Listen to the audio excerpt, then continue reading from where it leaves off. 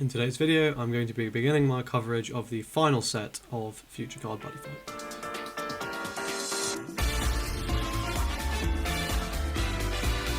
Okay, so this is going to be a reasonably lengthy series I'm going to be releasing over the next amount of time because I don't want to basically I just don't want to lump it all in one video. People will get bored, and you know, it's better to just split it out into the worlds people are interested in.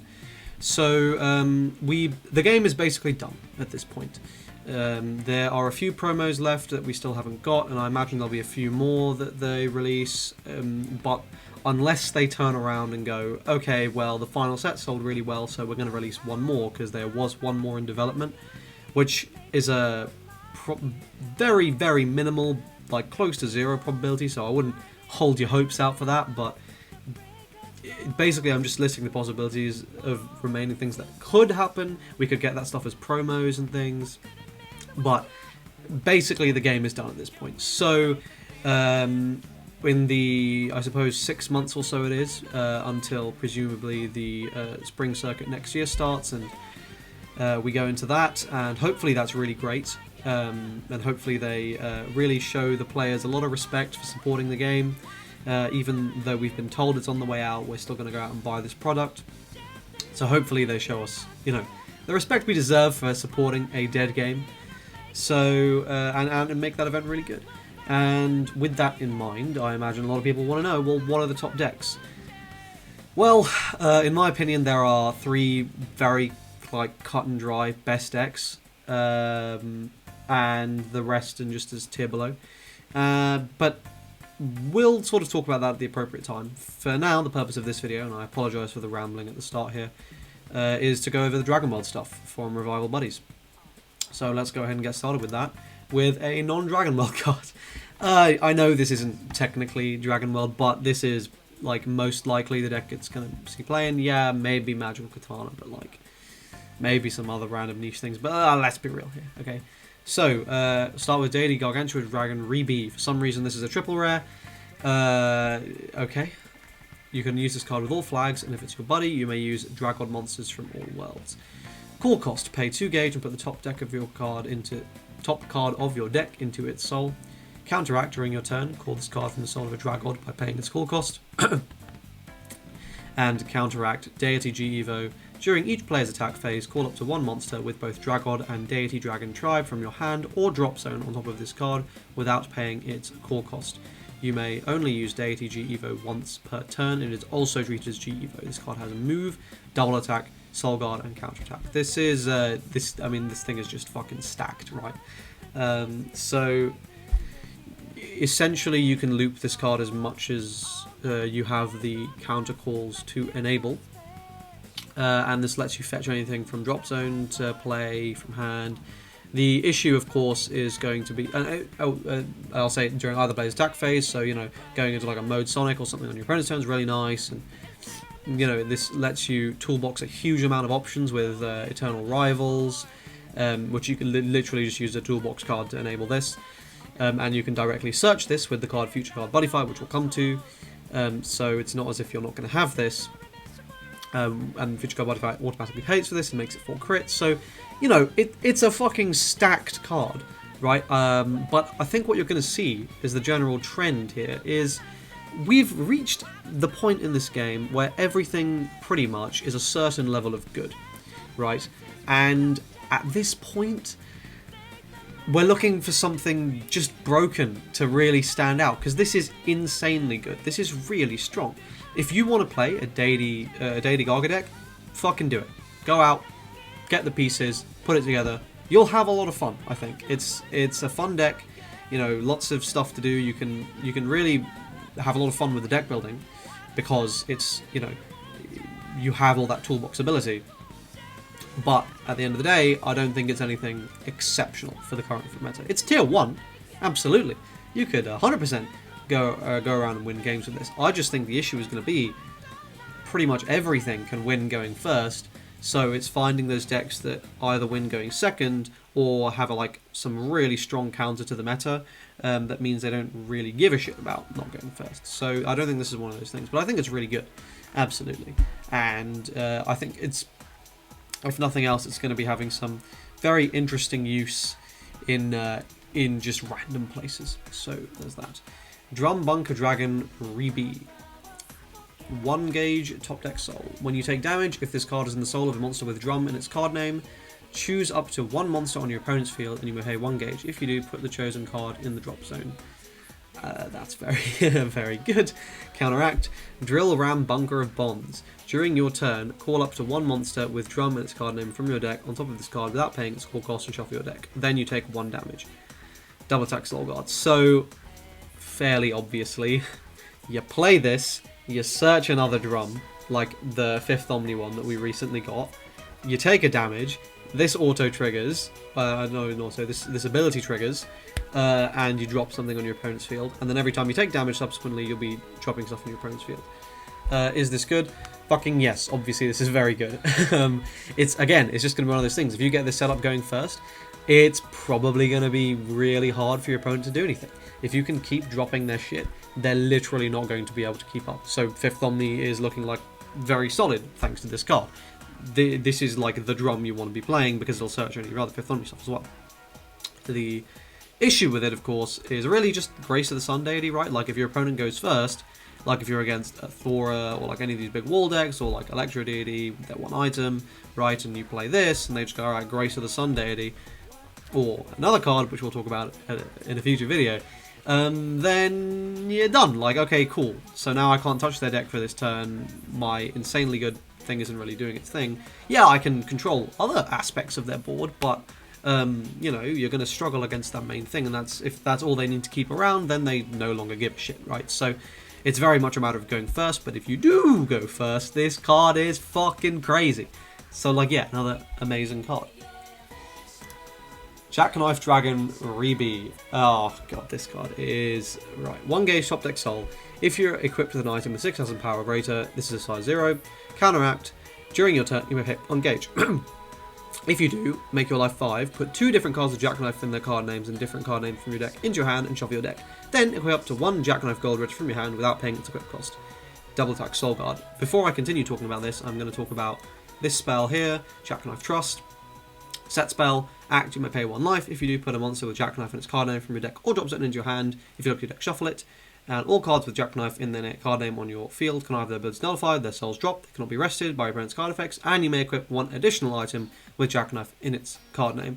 So the combo here is really, really simple. Play Jackknife Rebi, search Gold Ritter, search Jackknife Trust.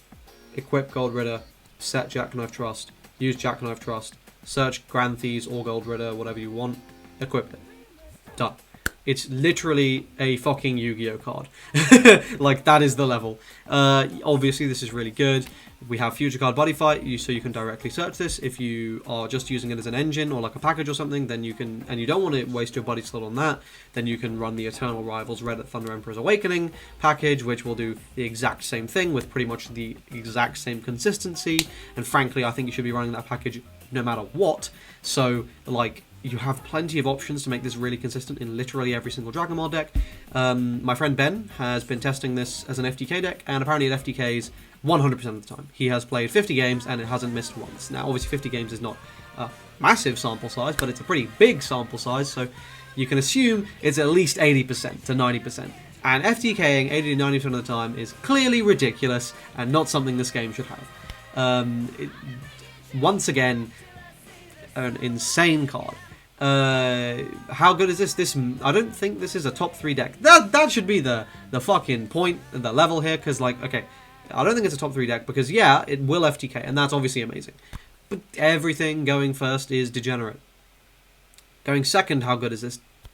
Not as good. It's still pretty good, don't get me wrong, but there are things your opponent can do to make your life a lot more difficult going second with this deck to really, like, hurt your consistency, and it can mean you don't even get this combo out at all.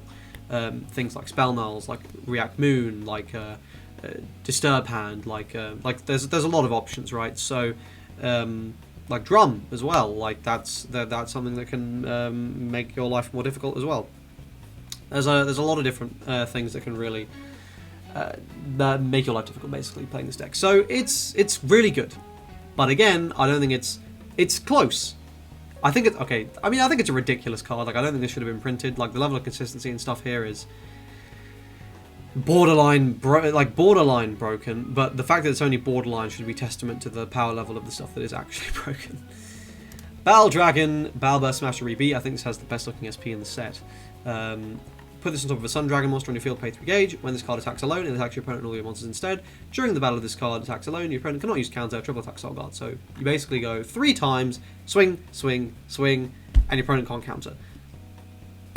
Basically, when you play this, your opponent is gonna have when you play this, your opponent is not even gonna have like a timing really to do anything about it. I'm pretty sure they're not even gonna have a timing to do anything about it. And like, even if they do, there are things you can do to make sure they can't touch this at all, which is a generic card, which we will come to in the generic card review. But obviously, this is really good. You know, it's just a ridiculous finisher in the Sun Dragon deck. How good is the Sun Dragon deck? But with this card, I mean, you know, if you just do this and you just go a win, it's pretty good. But something you do have to do after the first turn. And the Sun Dragon deck doesn't do a huge amount going first, so you might already be dead. We'll see, but obviously a very good card. Demon Lord Bats Rebeat. 2 gauge. During this turn, this card on the field cannot be destroyed. It cannot leave the field. It cannot be rested. Its abilities cannot be nullified by opponent's card effects. Nice game balance. When this card attacks for this turn, this card gets triple attack. If your life is 4 or less, it gets plus 10 crit, plus 1 crit, hex double attack instead. Penetrate. So, for as reasonably good as this card is, it's pretty fucking good. I don't even think you run this in TEF at this point anymore, to be honest. It's like, you know, TEF is, at this point, just a loss carrier with some bullshit defensive cards. And crazy draw power and ridiculous consistency. So, like, there's, like, you could run this. None of the lists in Japan have been running bats for a very long time, and this is literally, like, almost exactly the same as the one that was really popular during TEF format. I can't remember the name. This is like very similar. It's good. Like it just has total protection. Can't leave the field. Can't be rested. Can't have its abilities nullified. Like the only thing that affects this is cannot stand. And if this shit's attacking like 6 times, it's going to be kind of annoying. But you can counter. You can null. You can redirect. You can phase end. It's a lot of options. And 6 attacks don't really matter if your phase ends after the 3rd and you're not burning or anything, so it's just a bunch of 3 good attacks. And plus 10k, okay, you're swinging for 23, that's big, but against some decks it's not really doing much. They're going to have enough soul to deal with that, and they'll have enough life gain to not really give a fuck. It's just not an exceptional card. Dragonite El Quixote Rebi. If you call it Dragonite, the gauge cost written in the core cost is reduced by 1. This is basically a Shinsengumi card and nothing else. Glorious Charge. When this card attacks and destroys your opponent's monsters or deals damage to your opponent, look at the top 2 cards of your deck, put up to 1 of them from your hand and put the rest into your gauge. You're probably never getting this ability off, but if you do, it's nice. If you have an item equipped, this card's attack cannot be nullified. If it's attacking alone, its damage cannot be reduced. Double attack. I mean, you would be wasting one of your field spots on this, so probably not going to be run. The SP looks clean as fuck though, so you know there is that. 5th Omni Dragon Lord Tenbu Rebi. Omni Lord. Pay 2 gauge, put the top card of your deck into its soul. If a monster with drum and its card names on your field, this is a size 0. When this card enters the field, or when you are dealt damage, choose any number of cards with power on your opponent's field. If the total power is 50,000 or less, destroy all cards. Double attack Soul Guard. So, the interesting thing about this card is I actually think this is really good going first. Because, so what tends to be the case with decks is either they have the inbuilt destruction protection, and they'll have that on their most important cards, or they'll have some sort of piece that gives it to everything, provided some sort of condition is fulfilled. Sometimes the condition will just be the cards on the field, but generally speaking that'll be the case. And in the second instance, if it's not a self-fulfilling condition, right, then this card's amazing because you can just trigger this and keep on popping their stuff because it's not a once per turn ability, and they never are able to get the they're actually never able to get the protection down. In addition, if it's not drop protection, if it's just destruction protection, if you've got any drum on the field with the new drum in soul, you can drop that card because you can choose the timings, right? So you can drop the card and then you can pop the whole board, and that's really, really good. So I think 5th Omnis are looking pretty strong. Like, they, in terms of this, like, the amount of control they have here. That's, you know, it's good. And Shadow Dragon Reeve. I cannot believe they wasted a card slot on this, and in my Katana World review, you're going to see a lot of salt about that, but anyway. You can have any number of this in the deck. It's also treated as Shadow Dragon. If it's in the soul of Shadow Dragon, all Shadow Dragon get 5/5, and abilities of all cards and all souls in your field can be nullified with its card effects. Who gives a fuck? Okay, most broken card in the set. And that really is saying something. This was not a good idea. This card was a really, really bad idea. And I wish it had an SP, because at least we'd be getting 2 per box, but now we have to buy basically 3 to 4 boxes per person because you need them. You can use this card with all flags. Choose and use one of the following 2. This is being played in every deck, by the way. There's not a single deck that doesn't run this. Then put the top 2 cards of your deck into the gauge and put this card in the buddy zone. So either put one buddy from your deck into your hand. So this searches literally any monster in the game. Or counteract, if you or your opponent has 5 or less life. So this works with, like, you know, the Jack deck. If you use this after that, you can directly search an impact from your deck to your hand, so you can just FTK. It's like a big reason why it's so consistent. And at the start of your attack phase, oh, I'm sorry, it was crit +2, not crit +1. My bad. I thought it was +1.